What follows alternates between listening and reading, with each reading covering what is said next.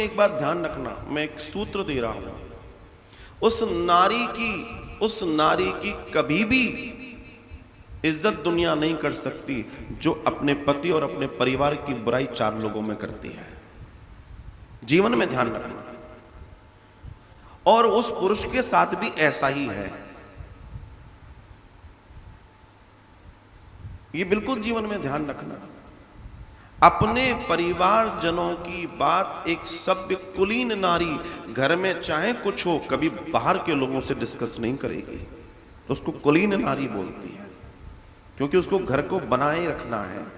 जिसको घर से कोई लेना देना नहीं, उसको जो मिल जाएगा उसके सामने अपनी 3 घंटे की स्टोरी, जय हो।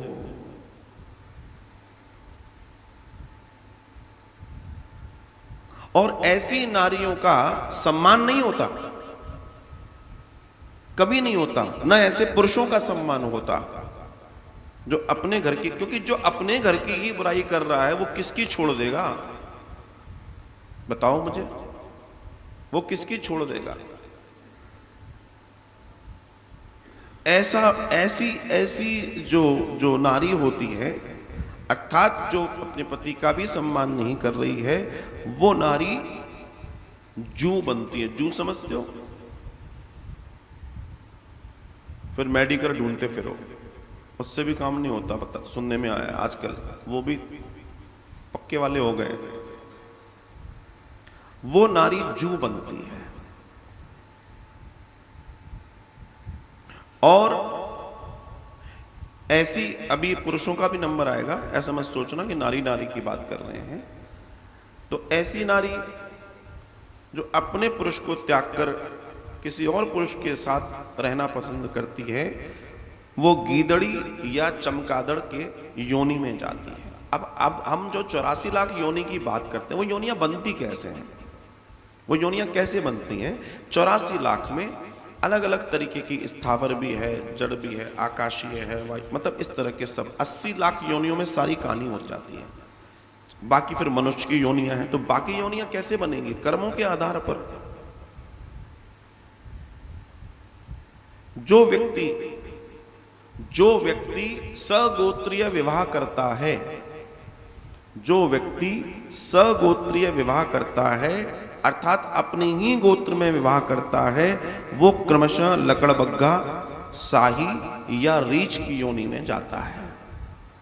सगोत्रीय, मैंने इस पर पहले कई बार बोला है। हमारे ऋषियों ने इतनी बड़ी व्यवस्था बनाई कि गोत्र क्या है, अगर आप उसको जान जाएं तो दुनिया, क्योंकि आज भी आप जो भी करते हैं, आपकी पहचान क्या है? आपका गोत्र। और गोत्र का इतना वैज्ञानिक दर्शन है जिसके बारे में मैंने कई बार, मेरे YouTube पर कई सारे वीडियोस उसको लेकर हैं। 2 तरीके के विवाह दुनिया में हैं। एक बोलते हैं जिसको इनब्रीडिंग, एक को बोलते हैं आउटब्रीडिंग। आउटब्रीडिंग का मतलब सगोत्रीय विवाह जहां नहीं होते। इनब्रीडिंग का मतलब जहां आपस में विवाह हो जाते हैं। दोनों में अंतर है। क्यों हमारे ऋषि मुनियों ने इस पर चर्चा की और इतना विशेष बोला? क्योंकि जब आप सगोत्रीय विवाह अर्थात आपसी विवाह करते हैं, तो उसमें आपकी इंटेलिजेंसी का क्षय होना शुरू हो जाता है धीमे धीमे। इंटेलिजेंसी, क्योंकि जब वो विवाह होते हैं तो उन विवाह में, आपसी विवाह में क्या होता है, शक्ल सूरत पर ज्यादा ध्यान दिया जाता है। तो जब शक्ल सूरत पर ध्यान दिया जाता है तो उसमें विवेक, वो फिर वैसी ही प्रवृत्ति से नए बच्चे पैदा होते हैं, फिर वैसी ही प्रवृत्ति से और होंगे और होंगे और होंगे। धीमे धीमे धीमे उनका ज्ञान का स्तर नीचे चला जाएगा। वो ऊंचा काम नहीं करेंगे, वो ऊंची सोच नहीं रख पाएंगे। और आउटब्रीडिंग में क्या होता है, जिसमें सगोत्रीय विवाह नहीं है, उसमें क्या होता है, शक्ल भले ही अच्छी नहीं होगी पर ब्रेन बहुत ऊंचा होगा, दिमाग।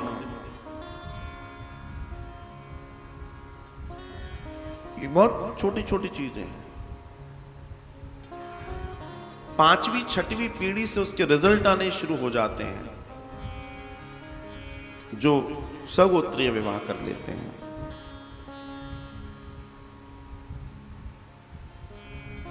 इस तरह की चर्चा को समझना बहुत ज्यादा जरूरी है, क्योंकि हम क्या पाना चाहते हैं और हम कर क्या रहे हैं हमें मालूम ही नहीं है। इस बात को समझना बहुत बहुत ज्यादा जरूरी है।